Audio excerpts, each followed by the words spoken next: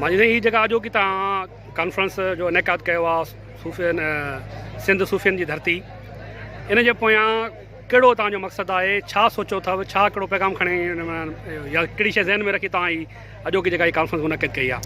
असुल त सिंध असल खां वठी सूफ़ियन ऐं साधुनि जी धरती रही आहे। असां इन मक़सद सां कयो आहे त जेको सूफ़ियुनि असांखे मैसेज ॾिनो आहे, जेको सूफ़ियुनि पैगाम ॾिनो आहे, जंहिंमें सूफ़ी शाह इनायत आहे, पंहिंजो लतीफ़ साईं आहे, सचल साईं आहे, पंहिंजो मखदूम बिलावल आहे, साईं सूर्य बादशाह, साईं मोहम्मद राशिद रोज़े धणी, उन्हनि जेको प्यार ऐं प्रेम जो, या ख्वाजा मोहम्मद ज़मान लवारी शरीफ़ वारनि प्यार ऐं प्रेम जो दर्स ॾिनो आहे। उन्हनि ज़ात पात खां मथां उथी, दीन मसल खां मथां उथी इंसानियत जो दर्स ॾिनो आहे। जेके बि असांजा सूफ़िया किराम आहिनि, उन्हनि मुहबत जो, अमुन जो, शांती जो ऐं हिकिड़ाई जो दर्स ॾिनो आहे। असां इन मक़सद सां कयो आहे त हीअ असुल सिंध धरती आहे सूफ़ियुनि जी धरती, ऐं हिते प्यार ऐं प्रेम ऐं मुहबत वंडी वेंदी आहे।